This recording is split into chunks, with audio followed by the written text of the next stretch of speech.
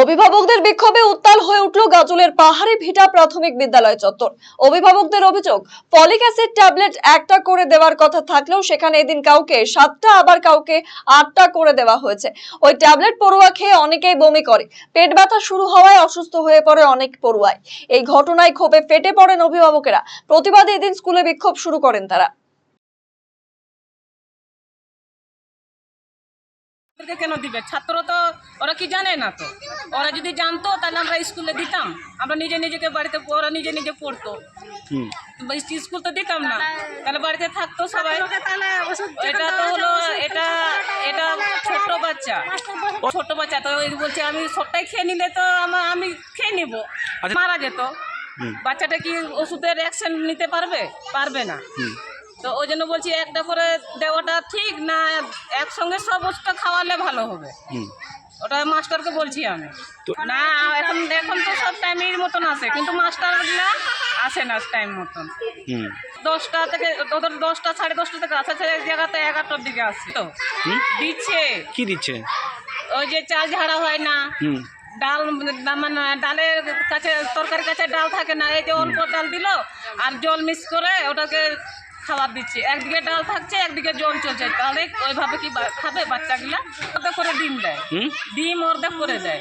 হ্যাঁ, স্কুলে তো অর্ধেক দেওয়ার তো ভালো না, এটা তো গোটা ডিম দেওয়ারই কথা, সেই জায়গায় অর্ধেক করে ডিম দেয়। এই বিষয় নিয়ে বলা হয়েছে আগে, তারা কি বলছেন? আগে বলা হয়েছে না, আমরা মাস্টারকে বলেছিলাম, নাহলে আমরা বলছি কি এটা তো অর্ধেক ডিম খাওয়ার তো না কথা না, এটা প্রতিদিন তো দিবেন না। শনিবার করে খিচুড়ি দেয়, আলু সোনা দেয়, ওটা মানলাম, ওটা নেই নিরামিষ আছে। তো আমরা বলছি আমরা না নিরামিষ, বাচ্চারা তো নিরামিষ খাবে না। এদিকে পাহাড়ি ভিটা প্রাথমিক বিদ্যালয়ের প্রধান শিক্ষক নিজের ভুল স্বীকার করে নেন। তিনি বলেন, গোটা বিষয়টি খতিয়ে দেখা হচ্ছে। এটা একটা ক্লাস 5-এর বাচ্চাকে, বড় বাচ্চাকে দায়িত্ব দেওয়া হয়েছিল, সে একটা করে দিবে।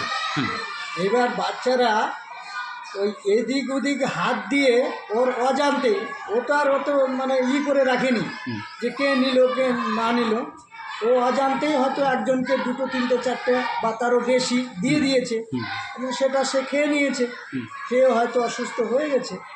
এটা আমাদের একটা ভুল হয়েছে যে আমরা নিজের থেকে যদি দিতাম তাহলে এই ঘটনাটা ঘটতো না।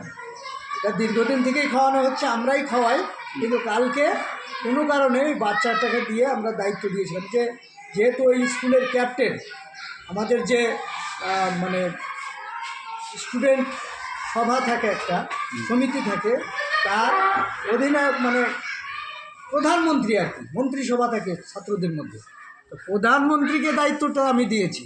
কারণ প্রধানমন্ত্রীতে একটা যেমন তেমন ছেলেকে বানানো হয় না, সে একটা একটু মোটামুটি বুদ্ধিমান ছেলে এবং ম্যাচুয়ার ছেলে। এবার সে যে এরকম কাজ করবে এটা আমরা ভাবতে পারিনি। দায়িত্বটা তো আমাদেরই, 100 বার আমাদেরই দেওয়ার দায়িত্ব, আমাদের দেওয়া উচিত, কিন্তু কালকের জন্যই ওই বাচ্চাটাকে দায়িত্ব দেওয়া হয়েছে। এবার সে বলছে যে স্যার আমি একটা করে দিচ্ছিলাম, কিন্তু ওরা এদিক ওদিক হাত দিয়ে আমার কাছ থেকে বেশি নিয়ে নিয়েছে।